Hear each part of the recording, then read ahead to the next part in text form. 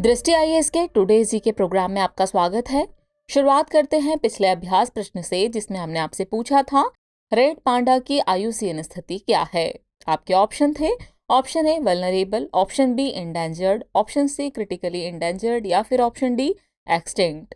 इस प्रश्न का सही उत्तर है विकल्प बी इंडेंजर्ड। आप में से कई व्यूअर्स ने इस प्रश्न का एकदम ठीक जवाब दिया है। चलिए अब आगे की बात को एक्सप्लेनेशन से समझते हैं। हाल ही में नेपाल के संरक्षणवादियों ने रेड पांडा की सुरक्षा के लिए एक नया मानक पेश किया है। आपको बता दें कि रेड पांडा भारत, नेपाल और भूटान के जंगलों में पाए जाने वाला एक छोटा वृक्षवासी स्तनपायी है। भारत में यह प्रजाति सिक्किम, अरुणाचल प्रदेश, पश्चिम बंगाल के दार्जिलिंग और कलिम्पोंग जिलों में पाई जाती है। यह सिक्किम का राजकीय पशु है। आईयूसीएन की रेड लिस्ट में इंडेंजर्ड और भारतीय वन्यजीव संरक्षण अधिनियम 1972 की अनुसूची 1 में सूचीबद्ध है, इसलिए विकल्प बी सही है। WWF इंडिया इस प्रजाति के संरक्षण के लिए पूर्वी हिमालयी क्षेत्र में 2005 से काम कर रहा है। इस तरह इस प्रश्न का सही उत्तर है विकल्प बी इंडेंजर्ड। चलिए शुरुआत करते हैं आज के एपिसोड की। तो आज के एपिसोड का पहला प्रश्न है, जियो लद्दाख के संबंध में निम्नलिखित कथनों पर विचार कीजिए। कथन 1 है, ये एक spatial data infrastructure geo portal है। कथन 2 है, इसे DRDO की मदद से विकसित किया जाएगा। उपयुक्त में से कौन सा या कौन से कथन सही हैं या फिर हैं? आपके ऑप्शन है केवल 1, केवल 2, 1 और 2 दोनों, न तो 1 न ही 2। तो इस प्रश्न का सही उत्तर है विकल्प ए, यानी केवल एक कथन जो है वह सही है। चलिए एक्सप्लेनेशन से बात को समझते हैं। लद्दाख अपने लिए spatial data infrastructure geo portal geo Ladakh विकसित करने की योजना बना रहा है, इसलिए कथन 1 सही है। इसके लिए लद्दाख सरकार ने भारतीय अंतरिक्ष अनुसंधान संगठन यानी इसरो की एक इकाई भारतीय दूर संवेदन संस्थान IIRS से संपर्क किया है, इसलिए कथन 2 सही नहीं है। इस प्रकार विकल्प ए सही है। इस परियोजना के तहत सुदूर संवेदन भूस्थानिक तकनीकों का उपयोग करके स्थानिक डेटाबेस बनाया जाएगा।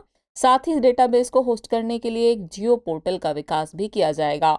इस परियोजना का उद्देश्य भूस्थानिक तकनीकों और अनुप्रयोगों पर लद्दाख के अधिकारियों को प्रशिक्षण देना है।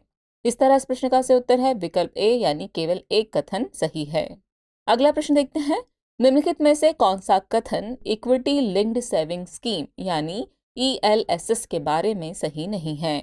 आपके ऑप्शन है, ये एक प्रकार की म्यूचुअल फंड स्कीम है जो मुख्य रूप से शेयर बाजार या इक्विटी में निवेश करती है। म्यूचुअल फंड में किए गए 2.5 लाख तक के निवेश कर कटौती के पात्र हैं। इस योजना की लॉक इन अवधि 3 वर्ष है, या फिर मासिक SIP के माध्यम से इस फंड में निवेश करना आसान है। तो इस प्रश्न का सही उत्तर है विकल्प बी, म्यूचुअल फंड में किए गए 2.5 लाख तक के निवेश पर कर कटौती के पात्र हैं। ये कथन जो है गलत है। इसके अलावा सभी कथन सही हैं। चलिए एक्सप्लेनेशन देखते हैं। वैश्विक आर्थिक बाजारों में अस्थिरता के युग में लोग अपनी बचत को सुरक्षित रखने के लिए विभिन्न तरीकों की खोज कर रहे हैं। इन्हीं तरीकों में से एक है इक्विटी लिंक्ड सेविंग स्कीम यानी ELSS। ELSS एक प्रकार की म्यूचुअल फंड स्कीम है जो मुख्य रूप से शेयर बाजार या इक्विटी में निवेश करती है। इस फंड में किए गए निवेश आयकर अधिनियम 1961 की धारा 80C के तहत कर लाभ के पात्र हैं। इसमें निवेश की जा सकने वाली राशि की कोई ऊपरी सीमा नहीं है। हालांकि अधिकतम 1.5 लाख तक के निवेश आयकर नियमों के अनुसार कर कटौती के पात्र हैं, इसलिए विकल्प बी सही होगा। इस योजना की लॉक इन अवधि 3 वर्ष है। इसका मतलब है कि आप खरीद की तारीख से 3 साल बाद ही अपना निवेश बेच सकते हैं। इसका एक अन्य लाभ यह है कि मासिक SIP यानी सिस्टमैटिक इन्वेस्टमेंट प्लान के माध्यम से ELSS फंड में निवेश करना आसान है। आपको बता दें कि SIP एक निवेश उपकरण है जो निवेशक को म्यूचुअल फंड योजना में नियमित अंतराल पर एक निश्चित राशि का निवेश करने की अनुमति देता है। इस तरह इस प्रश्न का सही उत्तर है विकल्प बी, म्यूचुअल फंड में किए गए 2.5 लाख तक के निवेश कर कटौती के पात्र हैं। ये कथन जो है गलत है, क्योंकि यह सीमा 1.5 लाख तक की है। चलिए अगला प्रश्न देखते हैं। अंतर्राष्ट्रीय राजनीति के संदर्भ में रेसबर्गर मूवमेंट किससे संबंधित है? आपके ऑप्शन है जलवायु परिवर्तन, एकल प्लास्टिक प्रतिबंध, पूंजीवाद विरोधी आंदोलन या फिर प्रो मोनार्की या नाजी मूवमेंट। इस प्रश्न का सही उत्तर है विकल्प डी, प्रो मोनार्की या नाजी मूवमेंट। हाल ही में जर्मनी में रेसबर्गर आंदोलन से संबंधित 25 संदिग्धों को हिरासत में लिया गया था। रेसबर्गर रिच के नागरिक के सदस्य आधुनिक जर्मनी को एक वैध राज्य के रूप में मान्यता नहीं देते हैं, बल्कि उनमें से कुछ जर्मन साम्राज्य को राजशाही के तहत मानते हैं, जबकि कुछ नाजी विचारों के अनुयायी हैं तो अन्य मानते हैं कि जर्मनी अभी भी सैन्य कब्जे में है, इसलिए विकल्प डी सही है। कुछ रेस्बर्गर सम्राट विल्हम II के वंशज को एक नए जर्मन सम्राट के रूप में गद्दी पर बैठाने की मांग करते हैं। इस तरह इस प्रश्न का सही उत्तर है विकल्प डी, प्रो मोनार्की या नाजी मूवमेंट। चलिए अगला प्रश्न देखते हैं। हाल ही में चर्चा में रहा शब्द मेंडूस किससे संबंधित है? आपके ऑप्शन है फुटबॉल विश्व कप 2022, ब्लैक होल, उष्णकटिबंधीय चक्रवात या फिर आर्टिफिशियल इंटेलिजेंस। तो इस प्रश्न का सही उत्तर है विकल्प सी, उष्णकटिबंधीय चक्रवात। तमिलनाडु चक्रवात मेंडूस के कारण तट पर होने वाली भारी वर्षा से निपटने की तैयारी कर रहा है, इसलिए विकल्प सी सही है।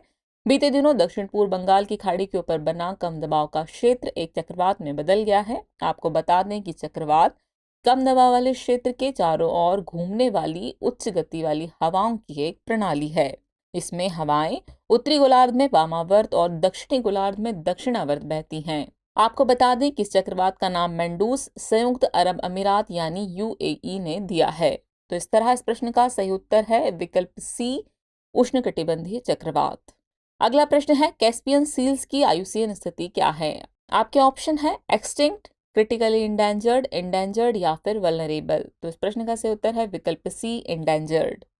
हाल ही में रूस के कैस्पियन तट पर 2500 मृत कैस्पियन सील बहकर आ गईं। आपको बता दें कि कैस्पियन सील कैस्पियन सागर में पाई जाने वाली एकमात्र स्तनधारी हैं।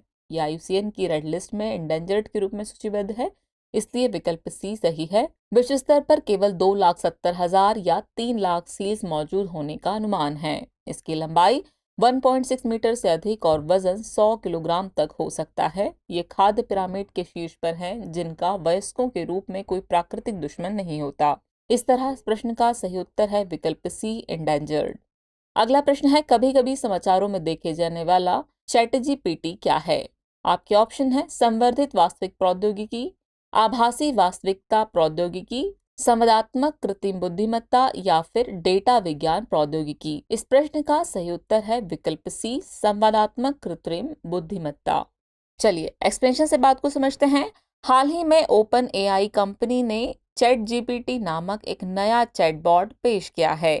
ChatGPT एक संवादात्मक कृत्रिम बुद्धिमत्ता यानी आर्टिफिशियल इंटेलिजेंस है, जो मानव की तरह ही प्रश्नों का उत्तर देगा, इसलिए विकल्प सी सही है। यह ऐसे उत्तर देता है जो व्याकरणिक रूप से सही होते हैं। इससे कोई व्यक्ति कुछ भी पूछ सकता है। इस तरह इस प्रश्न का सही उत्तर है विकल्प सी, संवादात्मक कृत्रिम बुद्धिमत्ता। अगला प्रश्न है दक्षिण एशियाई क्षेत्रीय सहयोग संगठन यानी सार्क के संबंध में निम्नलिखित कथनों पर विचार कीजिए। कथन 1 है 8 दिसंबर को सार्क चार्टर दिवस के रूप में मनाया जाता है। कथन 2 है म्यांमार सार्क का एक सदस्य देश है। उपयुक्त में से कौन सा या कौन से कथन सही है या फिर हैं? आपके ऑप्शन है केवल एक, केवल दो, एक और दो दोनों, और न तो एक न ही दो। तो इस प्रश्न का सही उत्तर है विकल्प ए, केवल एक। बीते 8 दिसंबर को सार्क चार्टर दिवस मनाया गया, इसलिए कथन 1 सही है। 1985 में स्थापित सार्क एक अंतर सरकारी संगठन है। इसमें 8 सदस्य देश शामिल हैं, अफगानिस्तान, बांग्लादेश, भूटान, भारत, मालदीव, नेपाल, पाकिस्तान और श्रीलंका। इसलिए कथन 2 सही नहीं है। इस प्रकार विकल्प ए सही है। इसका सचिवालय 17 जनवरी 1987 को काठमांडू में स्थापित किया गया था। सार्क चार्टर में उल्लिखित इसके प्रमुख उद्देश्य हैं: पहला, दक्षिण एशिया के लोगों के कल्याण को बढ़ावा देना और उनके जीवन की गुणवत्ता में सुधार करना, और दूसरा, क्षेत्र में आर्थिक विकास, सामाजिक प्रगति और सांस्कृतिक विकास में तेजी लाना। इस तरह इस प्रश्न का सही उत्तर है विकल्प ए, यानी केवल एक कथन जो है वह सही है। अगला प्रश्न देखते हैं।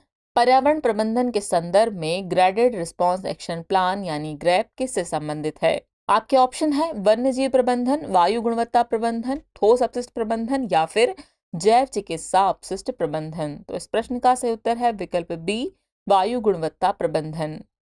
हाल ही में वायु गुणवत्ता प्रबंधन आयोग ने अधिकारियों को ग्रेडेड रिस्पॉन्स एक्शन प्लान यानी ग्रैप के तीसरे चरण के तहत दिल्ली NCR में लागू प्रतिबंधों को तत्काल प्रभाव से हटाने का निर्देश दिया है।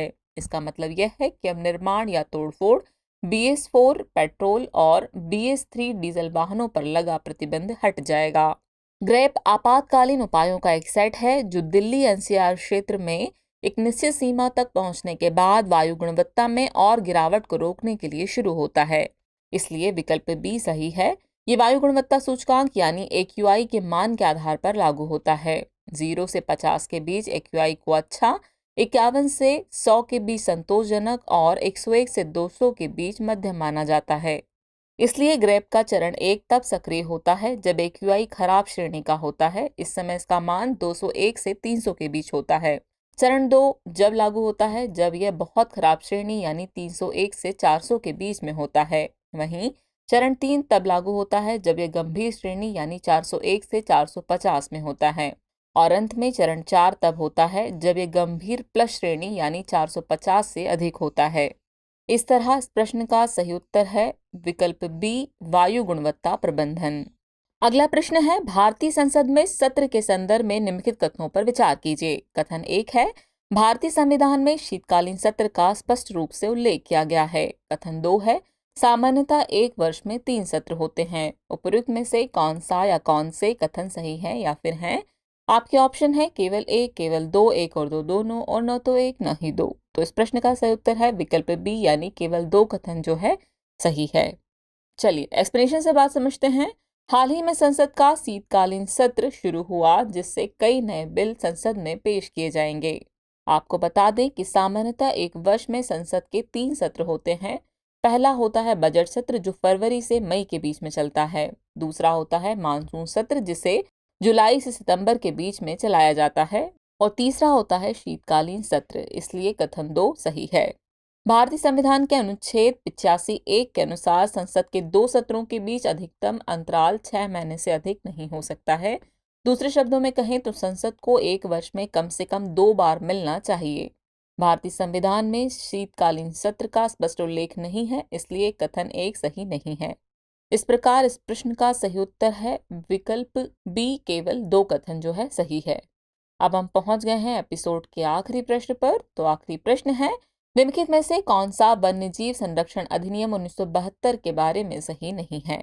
आपके ऑप्शन है, ऑप्शन ए, इसमें अब तक कोई संशोधन नहीं किया गया है। ऑप्शन बी, इस अधिनियम के तहत राष्ट्रीय उद्यानों का निर्माण किया जाता है।